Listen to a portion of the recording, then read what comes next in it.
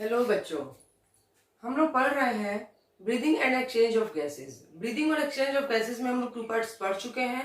आज हम लोग इसका नेक्स्ट पार्ट पढ़ने वाले हैं और इसमें हम लोग क्या पढ़ेंगे बच्चे? इसमें हम लोग पढ़ेंगे exchange of gases. Exchange of gases, gases का एक्सचेंज कैसे होता है ये हम लोग आज की इस वीडियो में पढ़ेंगे। ठीक है, let's come to today's topic. Exchange of gases बच्चों होता है, एक तो होता है कि एल्वियोलाई से ब्लड में। एल्वियोलाई हम लोगों ने पढ़ा था कि जब हम लोग इंस्पायरेशन करते हैं तो हमारा नेजल कैविटी, फेरिंग्स, लैरिंग्स होते हुए है ना, एल्वियोलर, ब्रोंकियोल सब होते हुए ब्लड कहाँ चला जाता है? एल्वियोलाई में चला जाता है। तो एल्वियोलाई से ब्लड में एक्सचेंज होता है एक तो, और एक दूसरा एक्सचेंज होता है बच्चों ब्लड से टिश्यूज में। हम लोगों ने की जो एयर है, हम पढ़ क्या रहे हैं? एक्सचेंज पढ़ रहे हैं कि एक्सचेंज कैसे होता है। तो एक तो एक्सचेंज होता है आपको एल्वियोलाई से ब्लड में और एक होता है ब्लड से टिश्यूज में। हम लोग दोनों तरह के एक्सचेंज पढ़ेंगे। एक एक्सचेंज कैसे होता है बिटवीन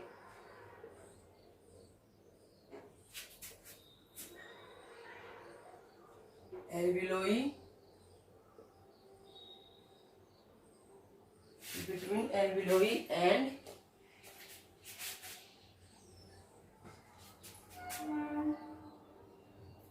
blood। ठीक है, और दूसरा होता है बच्चों between blood and tissue। Blood और टिश्यू के बीच में एक क्या होता है? एक एक्सचेंज वो होता है। ठीक है,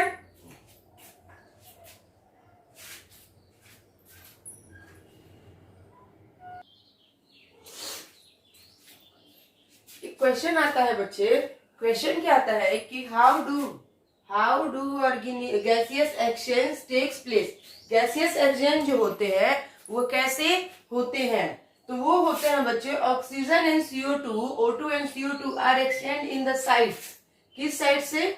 अपने साइड से एक्सचेंज होते हैं by simple diffusion, mainly based on the pressure. और वो प्रेशर कौन सा होता है? Concentration gradient. ठीक है, यानी कि ये क्या कह रहा है कि कार्बन डाइऑक्साइड ऑक्सीजन का जो एक्सचेंज होता है उसके साइड से सिंपल डिफ्यूजन के द्वारा, वो मेन किसके कारण होता है? प्रेशर के कारण होता है। प्रेशर लगता है तो एयर आउट जाती है, प्रेशर से एयर इन लेते हैं। ठीक है, तो वो किसके कारण होता है? प्रेशर या कंसंट्रेशन ग्रेडियंट के कारण। ये हमारी एल्वियोलाई है बच्चे। दिस इज, यहां लिखती हूं, शायद नीचे आप लोग को नहीं दिखेगा फिगर, एल्वियोलाई। ठीक है, एक को देखा है हम लोग ने। ठीक है, इसमें एक को हम लोग देख रहे हैं। तो इसका स्ट्रक्चरल यूनिट कैसे होता है ये हम लोग समझेंगे। दिस इज, ये देखिए जो मैंने रेड कलर से बनाया है, ये इसे हम लोग बोलेंगे सिंपल स्क्वैमस। ये कैसा टिश्यू होता है? यहाँ पे simple squamous, simple squamous epithelial tissue. ये होता है सिंपल स्क्वैमस इपिथेलियल टिश्यू। ठीक है, देन ये होता है बेसमेंट मेम्ब्रेन। ठीक है, basement membrane alveoli and endothelium, endothelium. ठीक है, देन ये ग्रीन कलर से जो अंदर की तरफ बना हुआ है इसे बोलते हैं बच्चे सिंपल स्क्वैमस। ये भी सिंपल स्क्वैमस ही है, सिंपल स्क्वैमस। सिंपल स्क्वैमस क्या है? टाइप्स ऑफ टिश्यू है।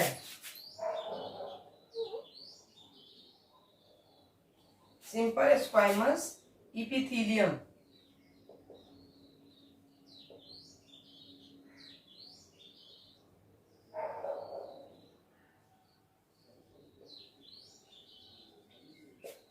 simple squamous epithelium of blood capillary, और ये कैपिलरीज के बीच में है आरबीसी, रेड ब्लड सेल्स।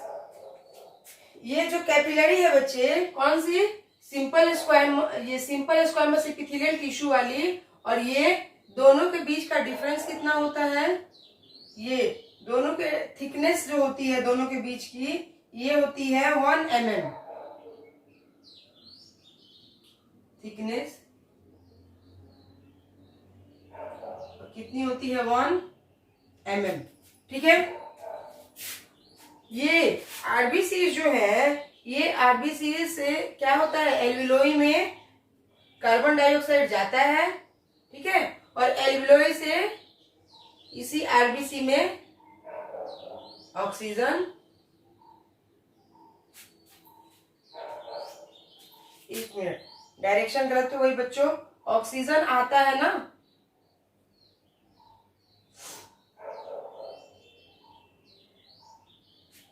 नहीं ठीक है, ठीक है, ये हो गई हमारी एल्वियोलाई। इसमें क्या होता है कि ये जो ब्लड सेल्स होते हैं, ये जो आरबीसीज होते हैं, ये आरबीसीज क्या करते हैं, ये आरबीसीज के पास क्या होता है, शुद्ध एयर कहाँ होती है, हमारे एल्वियोलाई में होती है, तो इसमें क्या होता है, O2 भरे हुए होते हैं, O2 भर भर के होते हैं, ठीक है। फिर ये क्या करती है कि ये O2 एल्वियोलाई क्या करती है कि ब्लड टिश्यूज को दे देती है, यानी ब्लड आरबीसी को दे देती है, और आरबीसी के पास जो इम्प्योर ब्लड होता है, फॉल ब्लड होता है, यानी CO2 रिच ब्लड होता है, उसे क्या करती है आरबीसी फिर एल्वियोलाई के पास भेज देती है, और वह एल्वियोलाई उसे क्या करता है, फिर रिटर्न पाथवे के थ्रू उसको एक्सहेलेशन कर देता है, ठीक है। In order to provide sufficient oxygen and get rid to sufficient carbon dioxide, यानी कि sufficient ऑक्सीजन को लेने के लिए या sufficient कार्बन डाइऑक्साइड को छोड़ने के लिए क्या क्या होना चाहिए, what is there must be, मतलब क्या प्रेजेंट होना चाहिए। तो सबसे पहले तो प्रेजेंट होनी चाहिए large surface area for gaseous exchange, a large surface area for gaseous exchange. Gaseous exchange करने के लिए बच्चे क्या होना चाहिए, एक लार्ज सरफेस एरिया होना चाहिए, ठीक है। Then next is a very short diffusion path, ज्यादा प्रोसेस लेगा तो हम लोग सांस अच्छे से नहीं ले पाएंगे, हमारी ब्रीदिंग अच्छी नहीं हो पाएगी, तो इसलिए क्या होना चाहिए, सिंपल वेरी शॉर्ट होना चाहिए। जो सिंपल डिफ्यूजन का प्रोसेस है वो छोटा होना चाहिए, छोटा तो है ही है ना, हम इनहेल करते हैं कितने टाइम में, inspiration 2 seconds, expiration 3 seconds. A very short diffusion path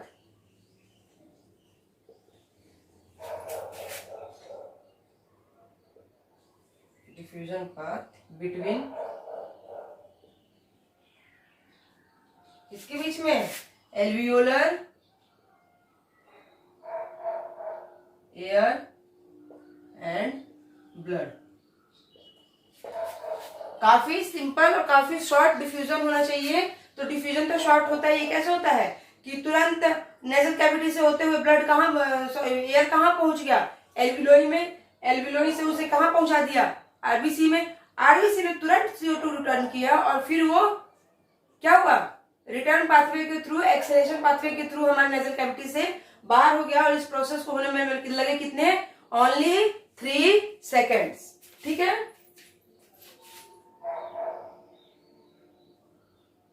concentration gradient for oxygen and CO2 between alveolar and blood।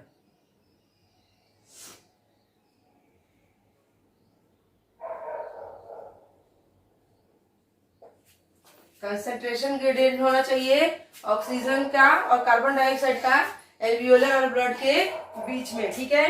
Presence of respiratory pigment, presence of respiratory pigment. और रिस्पिरेटरी पिगमेंट क्या है बच्चों? Haemoglobin,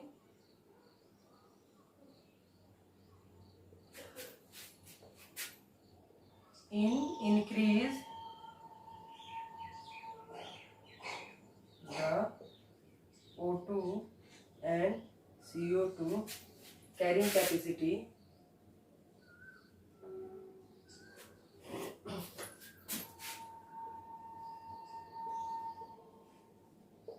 of the blood। ठीक है। Presence of respiratory pigments haemoglobin का होता है, क्या होना चाहिए? इंक्रीज होना चाहिए।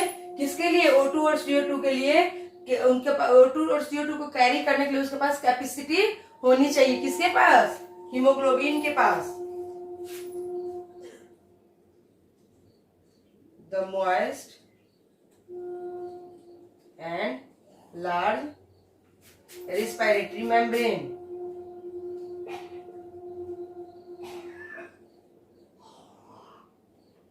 मॉइस्ट और लार्ज रिस्पिरेटरी मेम्ब्रेन होनी चाहिए। ठीक है। अब हम लोग देखेंगे बच्चे एक्सचेंज रिस्पिरेटरी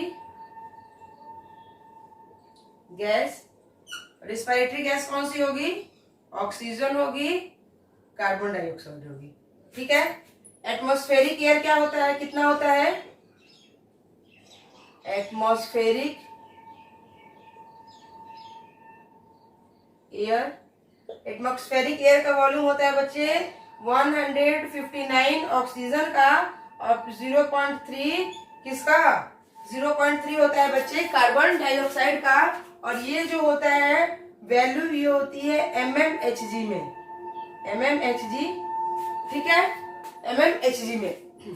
देन होता है एल्विलोई। एल्विलोई में कितना हो जाता है बच्चे? एल्विलोई में हो जाता है हमारा 104 ऑक्सीजन, mmHg 104 mmHg ऑक्सीजन, और कार्बन डाइऑक्साइड की मात्रा हो जाती है 40। ये भी क्या होता है बच्चे? mmHg। ये यूनिट है मेजरमेंट की। ठीक है। Then deoxy blood. Deoxy blood कितना होता है? ऑक्सीजन होता है 40 और कार्बन डाइऑक्साइड होता है 45। देखिए यहाँ पे ऑक्सीजन की मात्रा घट गई ना, कार्बन डाइऑक्साइड की मात्रा बढ़ गई। ठीक है। देन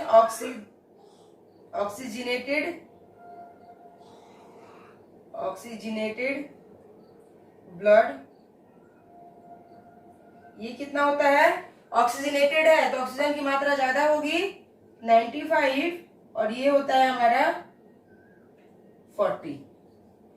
और जब टिश्यूज में चला जाता है तब क्या होता है? टिश्यूज में ऑक्सीजन की मात्रा 40 और यहाँ पे होता है 45। ये क्या है बच्चे? ये है partial pressure of oxygen and carbon dioxide at different parts involve in the diffusion comparison to those in atmosphere. ये पार्शियल प्रेशर है। ठीक है। ये हर जगह mmHg होगा, mmHg।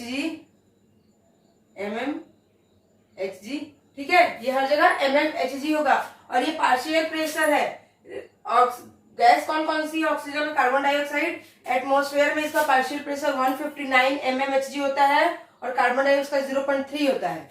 एल्विलोई में 104 mmHg होता है और कार्बन डाइऑक्साइड 40 होता है। देन अगर डीऑक्सीजनेटेड ब्लड की बात की जाए तो यहाँ पे 40 होता है और कार्बन डाइऑक्साइड 45 mmHg होता है। ऑक्सीजनेटेड ब्लड की बात की जाए तो ये 95 होता है ऑक्सीजन और ऑक्सीजनेटेड ब्लड में, और ऑक्सीजनेटेड ब्लड में कार्बन डाइऑक्साइड होता है 40 mmHg। लेकिन जब ये टिश्यूज तक पहुंचते हैं तो वहां पे टिश्यू पे क्या हो जाता है? ऑक्सीजन की रेट हो जाती है, ऑक्सीजन का पार्शियल प्रेशर हो जाता है। ये क्या है? पार्शियल प्रेशर है। This all is PP, partial pressure. Oxygen का पार्शियल प्रेशर होता है 40 mmHg और कार्बन डाइऑक्साइड का होता है 45 mmHg। ठीक है। एक बार पाथवे देख लेते हैं बच्चों। किसका पाथवे? ब्लड का फ्रॉम टिश्यूज से। ठीक है।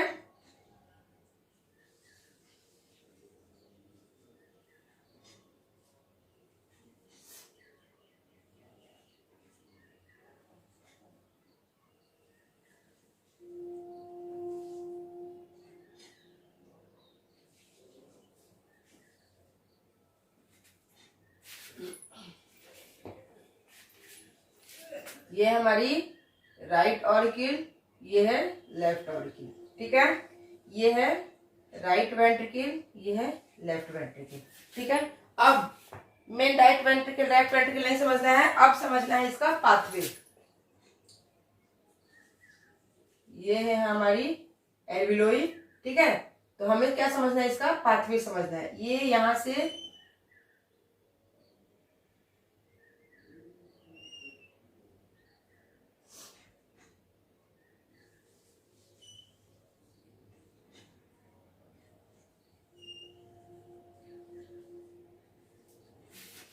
मैं अलग कलर से बना के बताऊंगी, ठीक है, ताकि आप लोग को समझ में आएगी बात।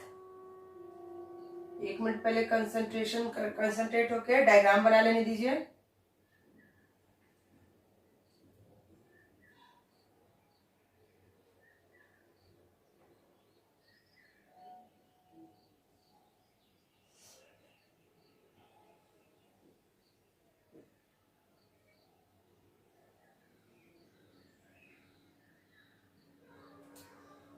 यहाँ पे होते हैं हमारे टिश्यूज,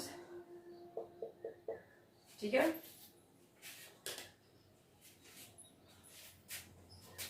ये क्या है हमारे बच्चे, ये एल्वियोलस है, एल्वियोलस, ठीक है। एल्वियोलस में अभी हमने क्या पढ़ा था कि पार्शियल प्रेशर, अभी हम लोगों ने पढ़ा ना। तो यहाँ पे पार्शियल प्रेशर कितना है ऑक्सीजन का, पार्शियल प्रेशर ऑफ ऑक्सीजन कितना होता है बच्चे, 140। देखिए आप लोग अपनी एनसीईआरटी की बुक निकाल के देखिए कितना होता है। और कार्बन डाइऑक्साइड का पार्शियल प्रेशर कितना होता है, सॉरी ये 140 नहीं होता है बच्चे, 104 होता है, सॉरी 104। बुक में देख लीजिए आप लोग, एनसीईआरटी की बुक में ये कितना होता है, 104 होता है। और देन कार्बन डाइऑक्साइड का कितना होता है पार्शियल प्रेशर CO2, ये हो जाता है बच्चे आपको 40, ठीक है, ये 40 हो जाता है। अब यहां से क्या हुआ कि देखिए यहां से पाथवे समझते हैं। यहां से ऑक्सीजन आई, ठीक है, यहां से ऑक्सीजन की एंट्री हुई। अब ये ऑक्सीजन और यहां से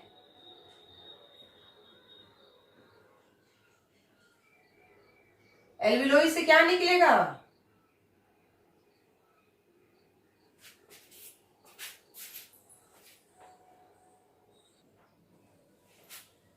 हमारी एल्वियोलाई से क्या हुआ, ऑक्सीजन आया, ठीक है। अभी इसको नहीं देखेंगे, ऑक्सीजन आया, O2 रिच ब्लड आया, ठीक है। कहां से, एल्वियोलाई से। ये पल्मोनरी वेन है, this is pulmonary vein, pulmonary vein.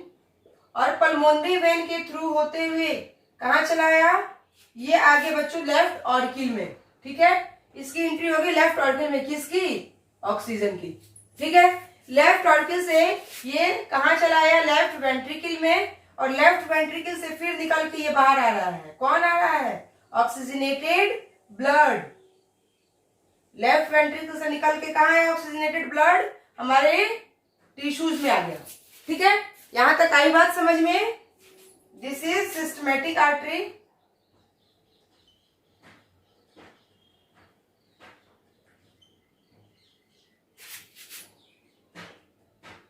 Systematic artery है और क्या करती है, ऑक्सीजनेटेड ब्लड को कैरी करती है, ठीक है। ये क्या करती है, ऑक्सीजनेटेड ब्लड को कैरी करती है। यहां तक बात आई समझ में। इसके बाद ये क्या हुआ, टिश्यूज में क्या थे बच्चों, CO2 रिच था, है ना, CO2 था इसमें। तो टिश्यूज ने क्या किया कि CO2 दे दिया फिर से किसे, ये सिस्टमैटिक आर्टरीज थी, ये सिस्टमैटिक वेन्स है, सिस्टमैटिक वेन्स। और जैसे सिस्टमैटिक आर्टरी कैरी करती है ऑक्सीजनेटेड ब्लड, तो उसी तरह वेन्स क्या कैरी करती है, डीऑक्सीजनेटेड ब्लड, ठीक है। तो ये टिश्यू ने क्या किया, CO2 रिच एयर दे दिया किसे, वेन को, सिस्टमैटिक वेन को। सिस्टमैटिक वेन इसे लेके आया और कहा लाके छोड़ दिया, राइट ऑरिकल में, ठीक है। सिस्टमैटिक वेन ने इसे लाके डीऑक्सीजनेटेड ब्लड को कहां छोड़ा, राइट ऑरिकल में, डीऑक्सीजनेटेड एयर, डीऑक्सीजनेटेड एयर लाके कहाँ पे छोड़ दिया उसको, राइट ऑर्किल में, और राइट ऑर्किल से ये कहाँ आ गया, राइट वेंट्रिकल में, ठीक है, राइट ऑर्किल से कहाँ आ गया, राइट वेंट्रिकल में, और देन राइट वेंट्रिकल से अब ये बाहर जाएगा।